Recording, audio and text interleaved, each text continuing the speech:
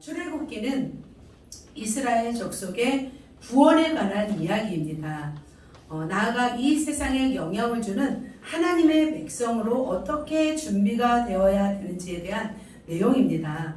그래서 하나님은 두 가지 영역에서 구출하였습니다. 영적인 구출과 어떤 육적인 구출을 하셨습니다. 오늘은 이 말씀의 본문을 보면은 굉장히 긴급한 상황 가운데 있습니다. 200만이 넘는 이스라엘 민족이 구출받는 그런 내용입니다.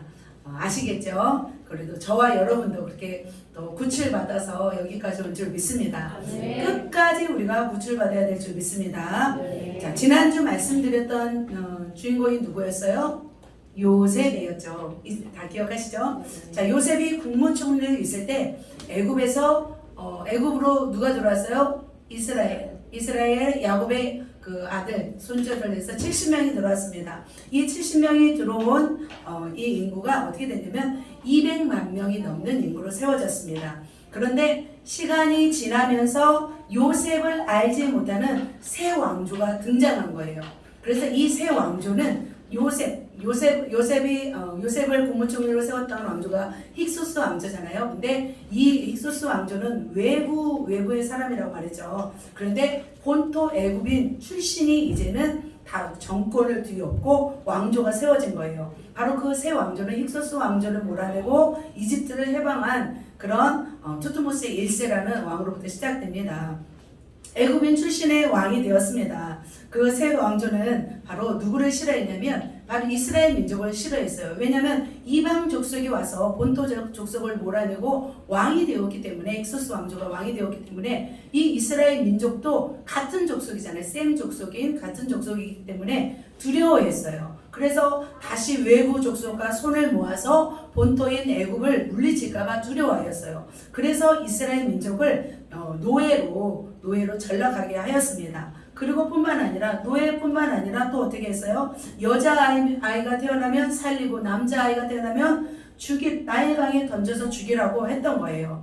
왜냐하면 인구가 계속해서 불어나기 때문에 본토 애굽 족속의 그 왕조에서는 두려워더러 했던 것을 볼 수 있습니다. 그렇게 이스라엘 민족은 큰 민족으로 성장하였습니다. 그때 이스라엘 민족을 핍박하기 시작하였던 것을 볼 수 있습니다. 그래서 보면은 투트모세 1세 보이시죠? 저 왕조가 바로 초대 왕인데 그 애굽 본토 왕인데 바로 그 여자아이는 살리고 남자아이는 죽이라고 했던 그 왕이에요. 투트모세 1세. 그 사이에 모세가 출생하였습니다. 그리고 나서 이제 투트모세 2세인데 투트모세 2세는 1세의 아들이 아니에요. 공주 있잖아요. 맨 아래 보면은 하셉수트라는 공주가 투트모세 1세의 딸이에요. 무남동이에요. 하나밖에 없었어요. 그래서 투트모세 1세는 후계자가 없는 거예요. 그래서 다른 어떤 왕비가 아닌 다른 여인을 통해서 투트모세 2세를 출생하게 돼요.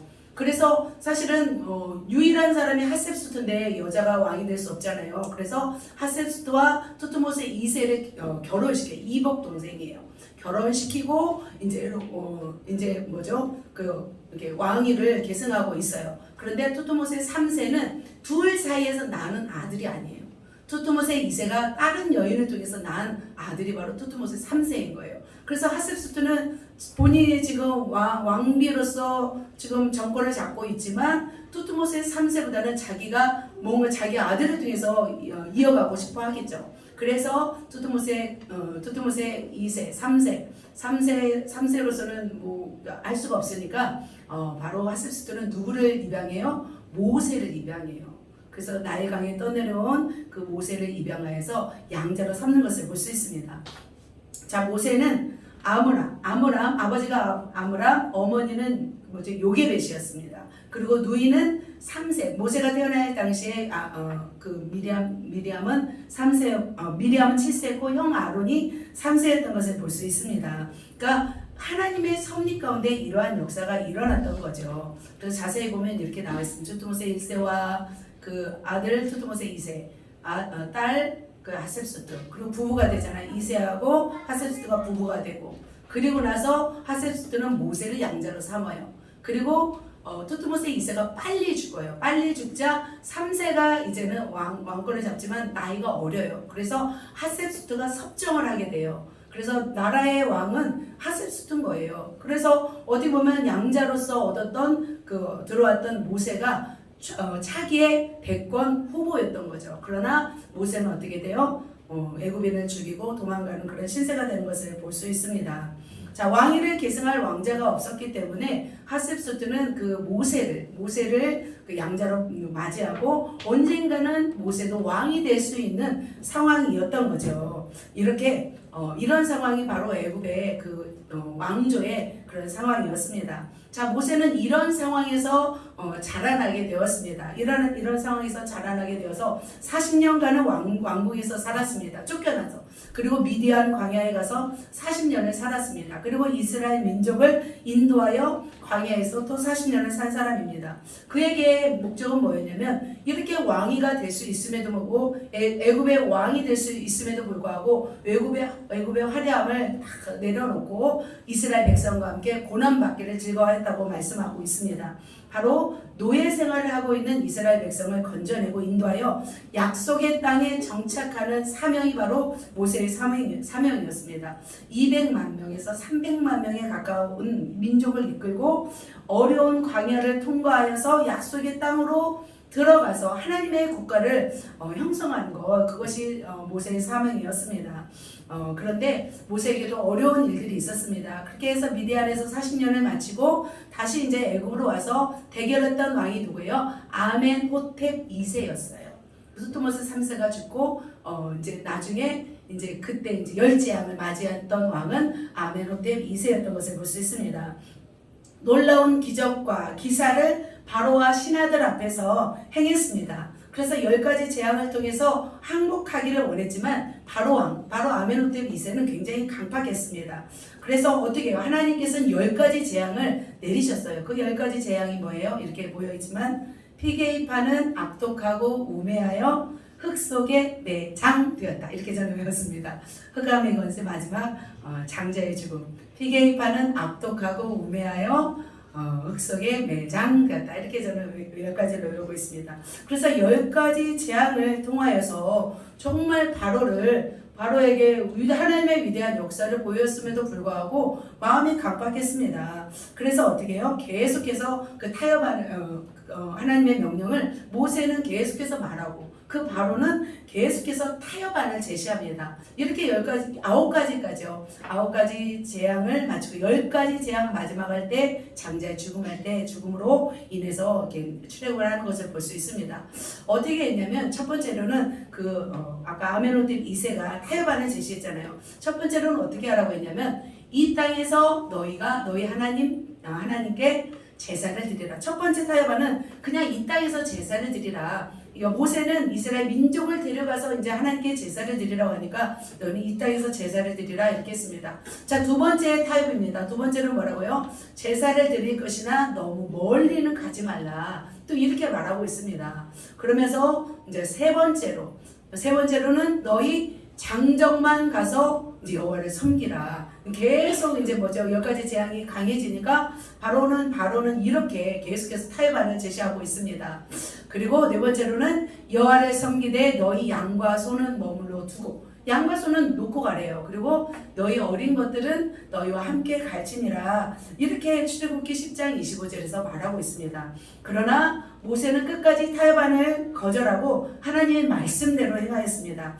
결정적으로 항복하게 된 사건이 10번째 재앙이었죠. 바로 유월절 사건을 통해서 애굽의 모든 장자가 다 죽는 거예요. 그러니까 집집마다 우리 성도님들 중에서 가족이 한 사람씩 다 죽는 거예요. 모든 사람에게. 그러면 얼마나 애국하겠어요. 지금 애굽에서 그러한 일이 일어난 거예요. 그러자 바로 왕이 어떻게 해요? 항복하게 되었어요. 우리 빨간 글씨만 한번 읽겠습니다. 시작. 너희의 말대로 가서 여호와를 섬기며 너희가 말한 대로 너희 양과 너희 소도 몰아가고 나를 위하여 축복하라 하며. 네, 그랬습니다. 이제는 너희 말대로 가서 여호와를 섬기되 말한 대로 너희 양과 너희 소도 몰아가고 나를 위하여 축복하라 하면서 이제 바로가 보냈습니다. 하나님은 이렇게 모세를 통해서 큰 능력과 기사와 10가지 재앙을 통해서 이스라엘 백성을 애굽의 노예에서 벗어나도록 해주셨습니다. 그래서 바로와의 경쟁에서 어떻게 해요? 승리하였습니다. 그리고 요셉의 유고를 가지고 나오게 되었습니다. 큰 민족을 이끌고 애굽을 탈출하는데 성공하였습니다. 하나님은 어떻게 하시냐, 어떻게 인도하셨냐면 낮에는 구름 기둥으로 인도하셨습니다. 그리고 밤에는 무슨 기둥으로? 불기둥으로 인도하셨습니다. 이렇게 낮에는 구름 기둥으로 인도하셔서 서늘하게 하는 거예요. 그리고 밤에는 추우니까 불기둥을 가지고 따뜻하게 해주시면서 하나님이 이렇게 인도하셨습니다. 참 하나님의 그 따스한 성품을 느낄 수가 있습니다. 불과 구름이 다 하나님이 만드신 거죠. 그래서 불과 구름으로 하나님이 인도하셨습니다. 계속해서 하나님이 뜻하신 대로 이렇게 인도하셨는데 그렇게 출발하여 도착한 곳이 이게 어느 바다일까요? 홍해 앞바다였습니다.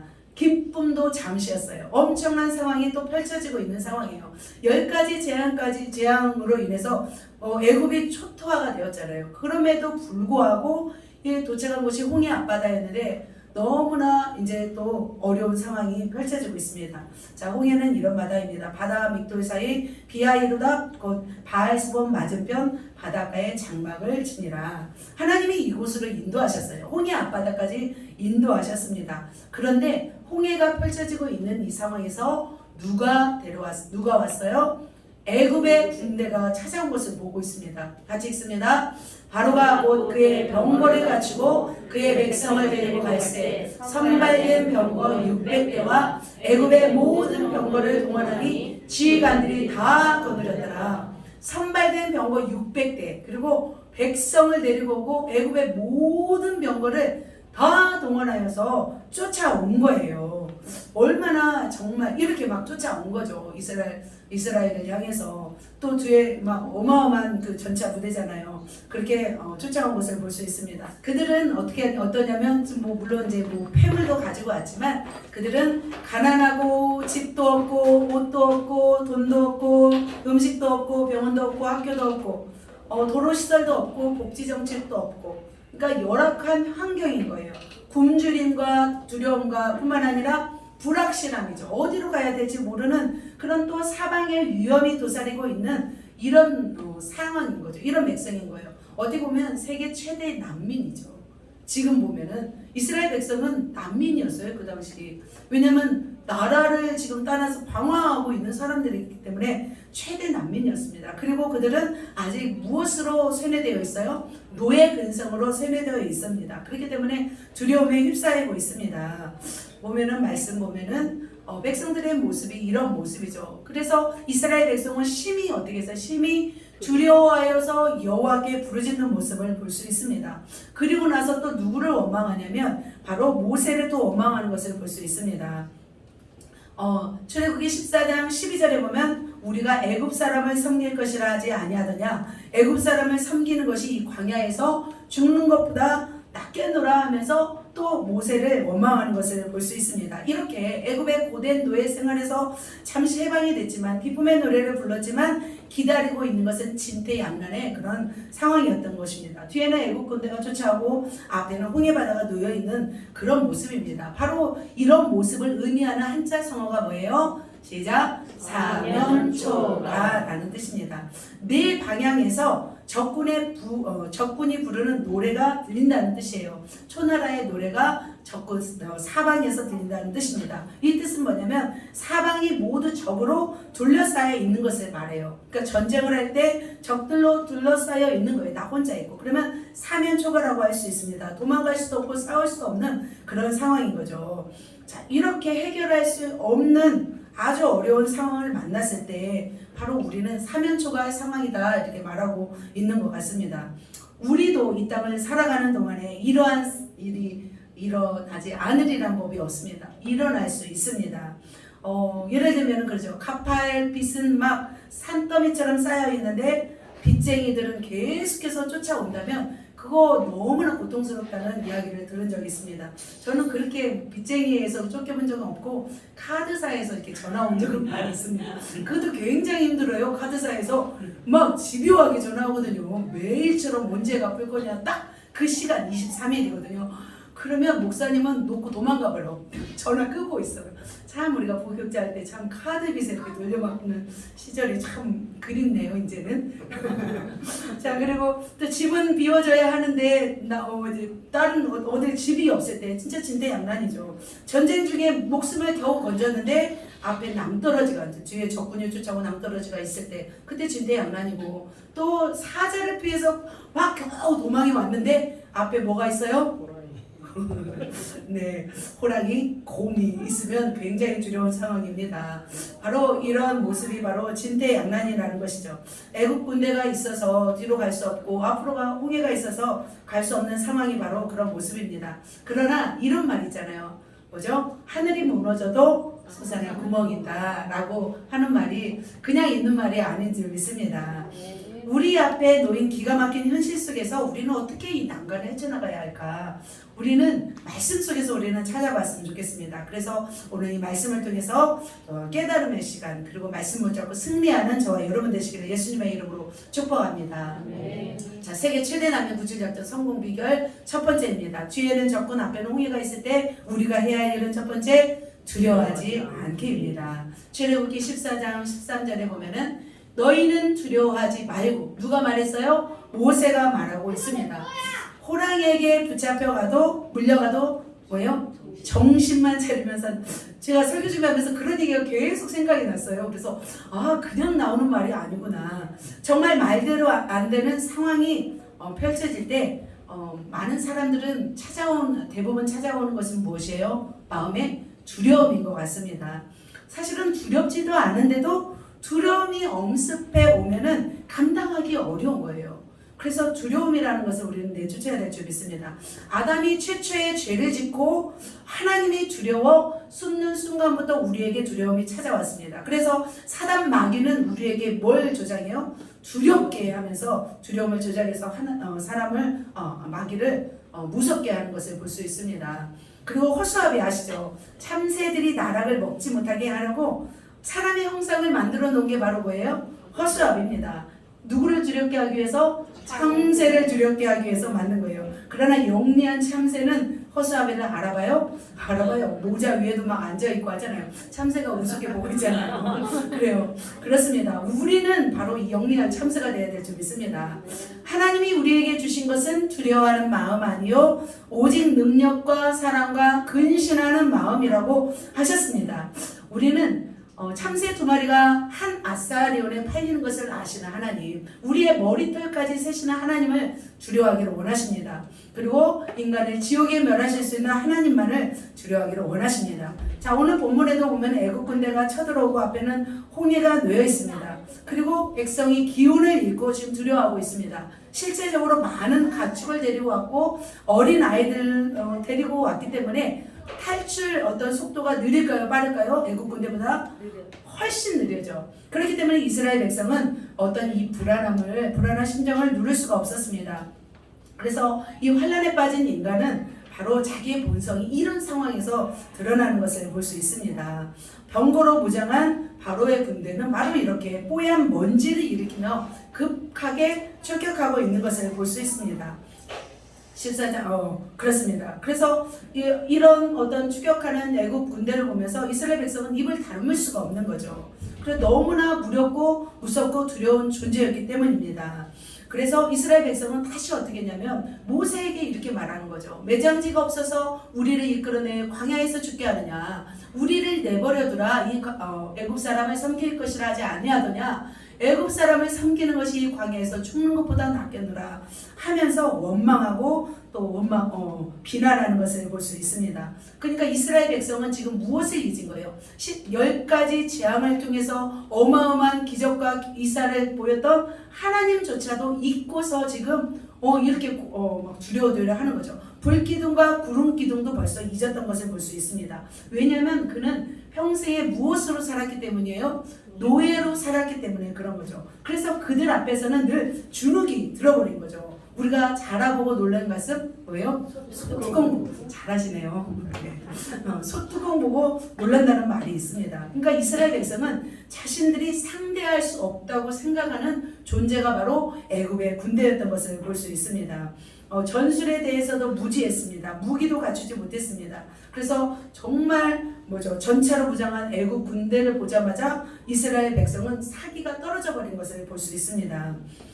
사랑하는 성도님, 성도 여러분, 여러분은 삶 가운데서는 이렇게 위험하고 두렵고 무서운 존재가 있는지요? 이런 상황들이 펼쳐지고 있는 분은 없는지요? 그렇다면 우리는 어떻게 해야 될까요? 바로 모세는 이렇게 말하고 있습니다.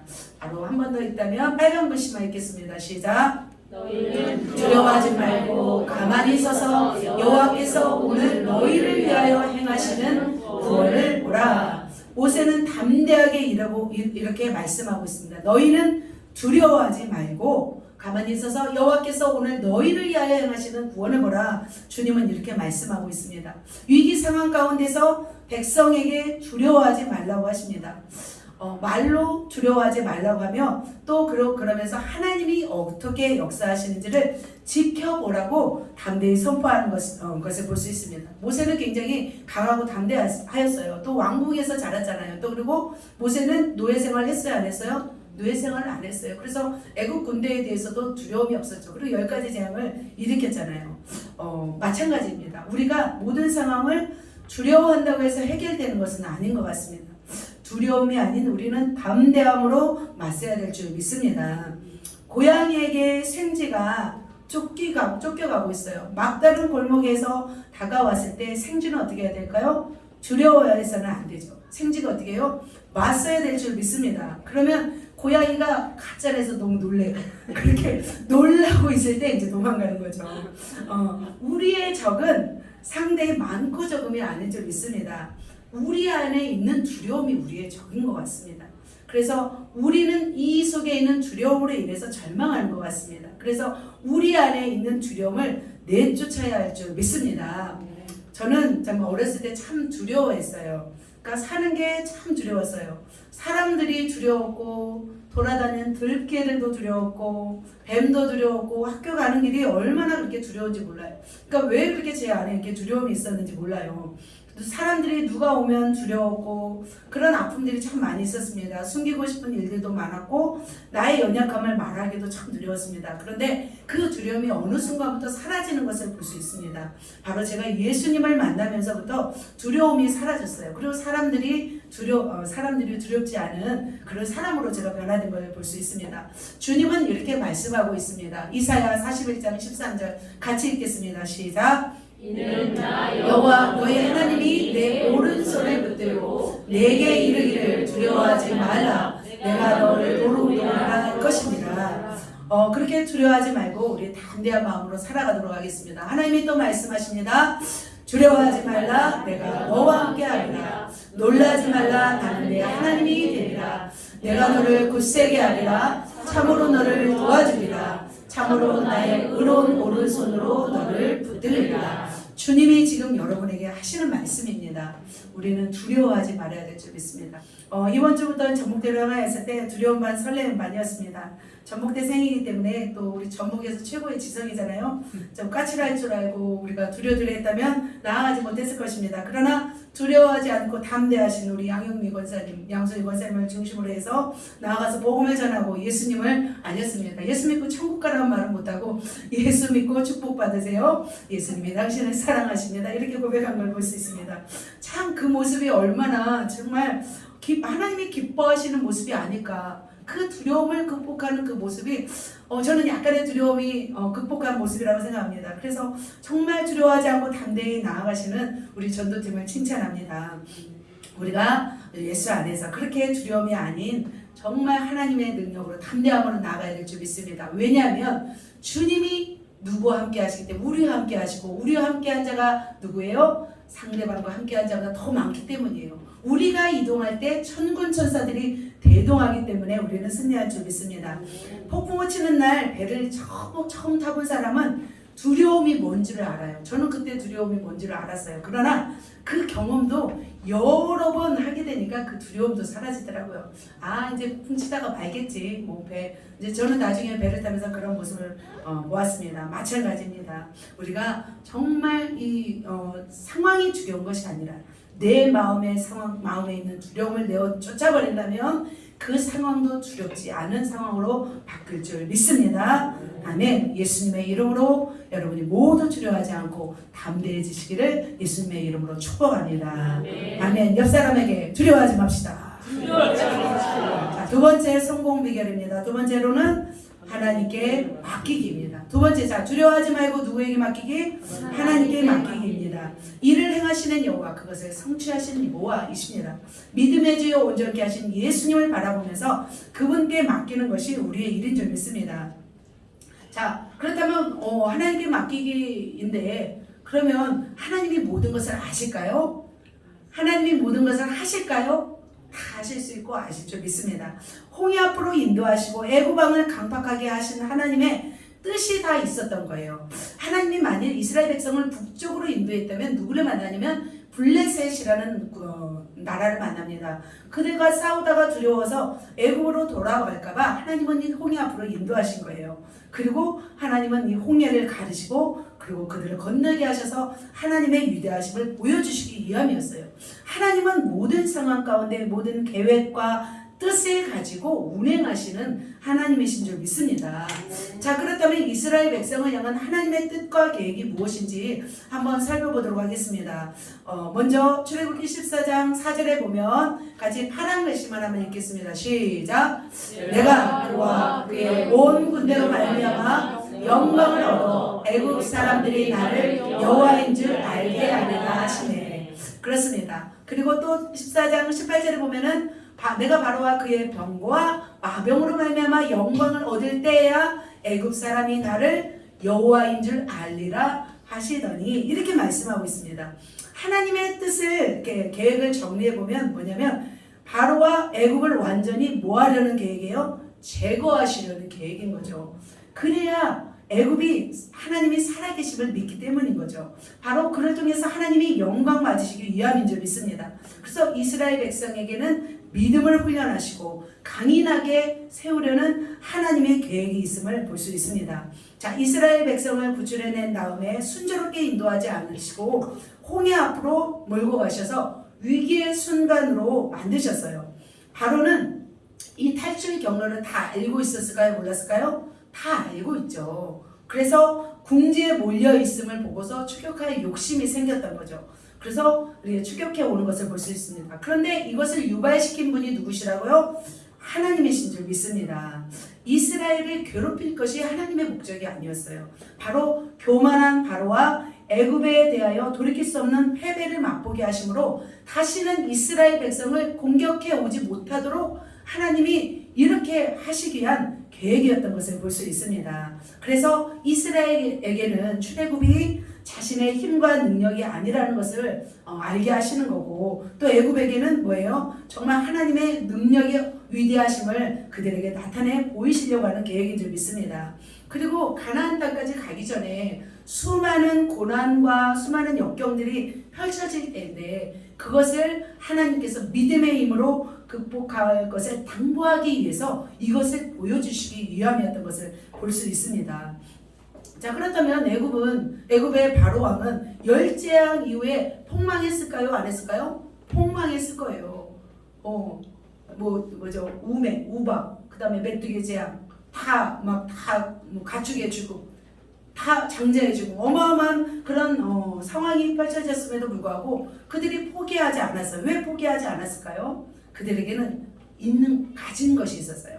200만에 이르는 히브리 노예들을 부릴 수 있었던 것은 히브리 노예들의 힘을 강제할 수 있는, 그것을 장악할 수 있는 정치 체계와 강력한 군대가 있었기 때문이에요. 그래서 막강한 군사력을 보유하고 있었기 때문에 그들에게는 다시 한번 도전할 수 있는 힘이 있었던 거죠. 열 재앙에서 패배했음을 불구하고 다시 쫓아오고 있는 상황들을 볼 수 있습니다. 그것은 바로 뭐냐면 자신의 힘이 하나님의 힘보다 더 위대함을 또 증명하고 싶었던, 과시하고 싶었던 그런 교만의 모습임을 볼 수 있습니다. 그래서 하나님은 그들을 완전히 멸하셔서 하나님의 영광을 나타내고 싶으셨던 거예요. 그래서 출애굽기 14장 24, 25절에 보면은 하나님께서 그들에게 어떻게 행하셨는지를 볼 수가 있습니다. 파란 글씨만요. 시작. 애국 군대를 보시고 애국 군대를 어지럽게 하시며 또요 그들의 병거바퀴를 벗겨서 달리기가 어렵게 하시니.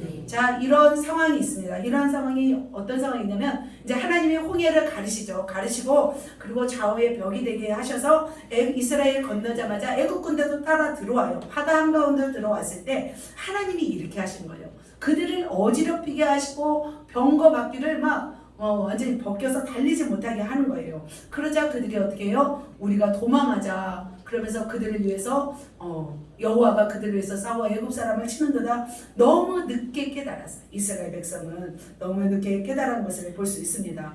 27절, 28절 보겠습니다. 빨간 글씨 읽습니다. 시작. 바로의 군대를 다 엎으니 하나도 남지 아니하였더라. 자, 애굽 사람들은 물을 거스려서 도망해요. 그러나 바다 한가운데 엎으시니 어떻게 해요? 다 덮어버려요. 들어가는 모든 바로의 군대를 어떻게 하나님이 다 덮고 다 엎어서 하나도 남지 못하게 하는 것을 볼 수 있습니다. 다음날 보니까 이스라엘 민족은 바닷가에서 무엇을 보았냐면 애굽 군대의 시체를 다 보았어요. 그 애굽 군대와 그 어마어마한 모든 병거를 동원해서 왔던 그 사람들이 다 죽고 완전히 몰살되는 상황을 볼 수 있었던 것을 지금 성경에서 말씀하고 있습니다. 그러니까 우리가 두려워하는 존재를 몰살시키는 분이 누구예요? 하나님이신 줄 믿습니다. 그래서 우리는 두려워해서도 안 되고 어떤 사람도 우리는 두려워해서는 안 될 줄 믿습니다. 상황도 두려워하지 말고 사람도 두려워하지 않아야 될 줄 믿습니다. 왜냐하면 하나님이 더 두려운 하나님이시기 때문입니다. 사랑하는 성도 여러분, 우리에게도 적용해야 될 줄 믿습니다. 인간은 누구나 살아가는데 중요한 위기와 전환기를 맞이하는 것 같습니다. 그런데 그 위기와 전환기를 통해서 우리의 인생이 완전히 뒤바뀌어 놓는 결정적인 역할을 하기도 하는 것을 볼 수 있습니다. 과연 나의 인생에서 왜 이러한 두려운 상황들이 펼쳐졌을까? 왜 이러한 고난들을 허락하셨을까? 생각해 보아야 될 줄 믿습니다. 그 이면에는 누가 계시냐면 하나님이 계신 줄 믿습니다. 하나님을 사랑하는 자를 통해서는 모든 것을 합력하여 선을 이루시는 하나님이신 줄 믿습니다. 자, 마지막 한 가지만 더 말씀드립니다. 어떻게 해서 그 난민이 구출되었는지, 뒤에는 적군이고 앞에는 홍해 바다가 있는데 어떻게 이겼는지 우리 살펴보도록 하겠습니다. 자, 세 번째는 뭘까요? 순종하기입니다. 자, 첫 번째로는 뭐였어요? 두려워하지 않기. 두 번째로는 하나님께 맡기기. 세 번째로는 순종하기. 정말 순종하지 않았다면 안 되었어요. 순종하기를 먼저 했어야 되는데 순종이가 중요하기 때문에 마지막으로 말씀드립니다. 자, 앞에는 넘치는 홍해가 있고 뒤에는 죽음의 창으로 무장된 애굽 군대가 쫓아오는 그런 상황입니다. 그런데 그런 공경 속에서 하나님은 무엇을 명령하냐면 바로 모세에게 지팡이를 들고 바다 위로 내밀어 그것을 갈라지게 하라. 이렇게 말씀하고 하나님이 딱 갈라 놓으신 게 아니라 모세에게 명해서 네가 해라 이렇게 하는 것을 볼 수 있습니다. 이처럼 우리에게도 마찬가지예요. 쫓기는 삶 속에서도 우리에게 그냥 뒤로 처지는 것이 아니라 하나님은 우리에게 무엇을 명령하냐면 전진하기를 요구하십니다. 그 상황에 쫓기지 않고 오히려 그 상황을 뚫고 전진하기를 주님이 원하십니다. 그러나 현실은 쉬웠을까요? 모세가 쉬웠을까요? 쉽지 않았습니다. 지금 백성들은 목적을 잃었잖아요. 가나안 땅에 대한 비전도 없잖아요. 그리고 과거의 삶을 막 돌아가고 싶어하는 그런 모습이었어요. 반면에 또 애국 군대가 올지라도 그들은 이제 비전을 잃었기 때문에 약속을 잃었기 때문에 지금 상황들은 굉장히 열악한 상황이었습니다. 그리고 모세를 죽일 기세였죠. 이 백성들이 원망하고. 그런데 하나님, 정말 하나님께 담대하고 하나님께 온전히 순종하는 모세에게 하나님은 요구하십니다. 뭘 요구하시냐면 순종을 요구하십니다. 지팡이를 들어서 바다를 갈라지게 하라. 그죠? 14장 16절에 이렇게 나오고 있습니다. 바로 이때는 기적 능력이 필요한 것 같습니다. 기적 믿음이 필요한 것 같습니다. 기적 능력과 기적 믿음을 통해서 또 순종하기를 하나님이 원하시는 것 같습니다. 자, 과연 모세는 어떻게 순종했고 어떻게 하나님의 명령을 따랐는지 살펴보도록 하겠습니다. 이렇게 지팡이를 들어서 바다를 갈라지게 하라. 실제로 뭐 지팡이 내민다고 바다가 갈라질까요? 그건 아니잖아요. 자, 14장 15, 16절에 이렇게 말씀하고 있습니다. 이걸 같이 읽겠습니다. 시작. 여호와께서 모세에게 이르시되 너는 어찌하여 내게 부르짖느냐 이스라엘 자손에게 명령하여 앞으로 나아가게 하고 지팡이를 들고 손을 바다 위로 내밀어 그것이 갈라지게 하라. 이스라엘 자손이 바다 가운데서 마른 땅으로 행하리라. 이렇게 말씀하고 있습니다. 자, 지팡이를 들고 손을 바다 위로 내밀어 그것이 갈라지게 하라. 그러자 이스라엘 자손이 마른 땅으로 행하니라. 이렇게 말씀하고 있습니다. 이렇게 갈라지고 있는 동안에 또 하나님이 어떤 일을 했는지 또 보도록 하겠습니다. 보면 19절 20절 보면은 이렇게 하고 있습니다. 구름 기둥도 앞에서 그 뒤로 옮겨 애굽진과 이스라엘 진 사이에 이르니, 자 뒤쪽에 시작. 저쪽에는 구름과 흑암이 있고 이쪽에는 밤이 밝음으로 밤새도록 저쪽이 이쪽에 가까이 못하였더라. 지금 애굽 군대가 지금 기다리고 있잖아요. 그리고 지금 바다를 지팡이를 들어서 갈라지게 하고 있는 상황이잖아요. 그런데 어떻게 하고 있어요? 이쪽이 저쪽이 이쪽을 가까이 못하도록 하나님이 또 막고 있는 것을 볼 수 있습니다. 그런데 만약 모세가 이 사면초가 앞에서 하나님의 명령에 순종하지 않고 지팡이를 바다 위로 내밀지 않았다면 어떤 상황이 이제 펼쳐질까요? 바로 시간만 가고 있는 거예요. 하나님은 지금 역사하고 계시죠. 시간만 가고 있는 거죠. 그리고 또 어떻게 될까요? 또 백성들은 더 원망이 거세어지면서 또 그리고 모세를 계속해서 공격해 올 것 같아요. 그런 상황인 거죠. 그런데 모세가 딱 지팡이를 탁 들었는데 바다가 그냥 샥 갈라지면 얼마나 좋겠어요. 그런데 그래요, 안 그래요? 안 그래요. 지팡이를 들고 바다에 짠 갈라져라면 갈라지면 좋은데 그렇지 않아요. 순식간에 갈라지는 것이 아니었어요. 보면은 모세가 바다 위로 손을 내밀매 여호와께서 큰 동풍이 밤새도록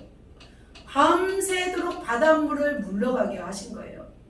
밤새도록. 그러니까 모세도 뭐 1분만 들고 있는 것이 아니에요. 어떻게 보면은 저는 밤새도록 들었다고 생각이 들어요.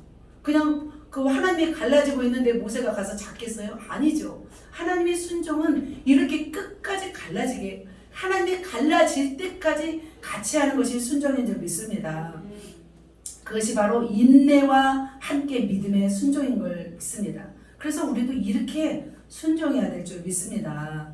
밤새도록 동풍이 불어서 바닷물을 갈라지게 할 때 모세는 지팡이를 들고 그것을 순종한 것을 믿습니다. 자, 이렇게 보면은 이스라엘 자손이 바다 가운데로 육지로 걸어가고 물은 그들의 좌우에 벽이 되니, 자, 모세가 바다 위로 손을 내밀매 동풍이 와서 바닷물을 물러가게 하시니 물이 이제 마른 땅이 되었어요. 뿐만 아니라 어떻게 해요? 이제 벽이 된 것을 볼 수 있습니다. 이때는 밀물과 썰물이 아닌 거죠. 썰물이라면 밀물과 썰물이랑 완전히 빠져나가고 들어온 거잖아요. 근데 벽이 생겼다는 것은 밀물과 썰물이 아니라 하나님의 행하신 일인 줄 믿습니다. 그래서 이스라엘 자손은 지금 바다 사이로 이제 가운데로 걸어가고 있는 거예요. 그런데 얼마나 막 신기했을까요? 바다가 옆에 서 있는 거죠. 바다가 이렇게 바로 제가 짧게 했는데 바로 뭐예요? 수족관이에요. 수족관 양쪽에 더 수족관이 있는 거예요. 그래서 여수 엑스포나 대전 엑스포 가면 대형 아쿠아리움을 볼 수 있잖아요. 그래서 물고기들이 옆에서 움직이고 있는 거예요. 손을 이렇게 넣으면은 물고기들이 스쳐 지나가기도 하고, 바닥에는 조개들이 있을 것 같고, 그래서 그 길을 이스라엘 백성이 걸어가고 있는 상황인 것입니다. 참 너무나 놀랄 만한 상황을 지금 누가 하나님이 행하셨죠? 누구의 순종으로? 모세의 순종으로 행하신 줄 믿습니다. 모세는 이렇게 하나님께 순종했습니다. 뿐만 아니라 백성은 또 누구에게 순종했어요? 모세에게 순종한 것을 믿습니다. 그렇게 해서 휘몰아치는 동풍으로 갈라진 바닷가를 향하여 이렇게 내려갔죠. 그 당시 바다는 평평한 바다가 아니잖아요. 왜냐면 바다 해저가 있고 막 울퉁불퉁하잖아요. 그곳을 이스라엘 백성이 몇 명이 지금 지나가고 있는 거예요? 200만 명이 지나가는 것을 볼 수 있습니다. 자, 보면 이렇게 보면은 쭉 지나가고 있는 것을 볼 수 있습니다. 하나님은 이렇게 200만 명이 넘는 이스라엘 백성을 이렇게 지나가게 하시고, 그리고 애굽 군대를 이렇게 들어와서 애굽 군대를 물리치는 모습을 그림으로 볼 수 있습니다. 자, 이렇게 사면 초가의 상황에서 모세와 이스라엘 백성이 순종함으로 하나님의 기적을 경험한 것처럼 우리도 마찬가지로 우리 삶 속에서도 어떨 때 기적이 나타날까요? 우리가 믿음으로 순종할 때 바로 기적이 일어날 줄 믿습니다. 그래서 우리의 인간적인 생각을 벗어버리고 오직 하나님의 말씀을 따라 순종할 때 기적이 일어날 줄 믿습니다. 여러분의 상황이 진퇴양난입니까? 우리가 두려워하지 마시고 하나님의 명령한 그 명령을 따라서 행하신 여러분 되시기를 예수님의 이름으로 축복합니다. 바다 위를 걸으신 예수님, 바다를 가르신 분이 바로 우리 하나님이신 줄 믿습니다. 저는 생각했어요. 왜 그냥 바다 위를 그냥 걷게 하시면 편할 텐데 왜 바닷물을 또 가르시고 또 이렇게 이동하게 하셨을까? 그잖아요. 바다도 그렇게 하실 수 있잖아요. 그잖아요. 그래서 왜 그렇게 하실지 생각해 보니까 아까 말씀하신 것처럼 바로 애굽 군대를 수장시켜야 되니까. 애굽 군대를 다 죽여버려야 되니까 어쩔 수 없이 하나님은 바다를 가르시고 힘들게 바다를 가르시고 그 일을 행하신 것을 볼 수 있습니다. 사랑하는 성도 여러분, 이렇게 말씀을 마치도록 하겠습니다. 이렇게 하나님의 명령에 우리가 순종할 때 기적이 일어날 줄 믿습니다. 오늘 사건은 굉장히 긴급한 사건이었습니다. 200만 명이 넘는 생명의 이 위험 앞에서 믿음으로 홍해를 가른 사건을 오늘 말씀드렸습니다. 그래도 마찬가지로 우리도 기적이 필요한 줄 믿습니다. 저와 여러분의 삶 속에서도 뭐가 필요하냐면 기적이 필요한 줄 믿습니다. 우리 교회도 마찬가지예요. 지금 우리가 여기까지 왔지만 또 앞에 우리가 또 머물러 서 있을 수가 없습니다. 우리는 계속해서 나아가야 할 그런 사명을 가지고 있습니다. 우리가 조금 지치고 힘들다고 해서 머물러 있는 것은 하나님이 또 누구를 보내실까요? 우리에게? 우리가 가만히 있다면 애국 군대를 또 보내실 수 있습니다. 그래서 우리는 순종하며 믿음으로 전진하지 않으면 안 될 줄 믿습니다. 우리가 가나안 땅에 도착할 때까지, 우리가 천국에 도착할 때까지 우리가 자로나오라나 치우치지 말고 하나님의 표대를 향해서 나아갈 때 하나님께서 우리를 지켜주시고 인도하실 줄 믿습니다. 말씀을 정리하도록 하겠습니다. 바로 세계 최대 난민 구출 작전의 성공 비결은 두려워하지 않는 것입니다. 하나님께 맡기는 것입니다. 그리고 마지막에 하나님께 순종하는 것입니다.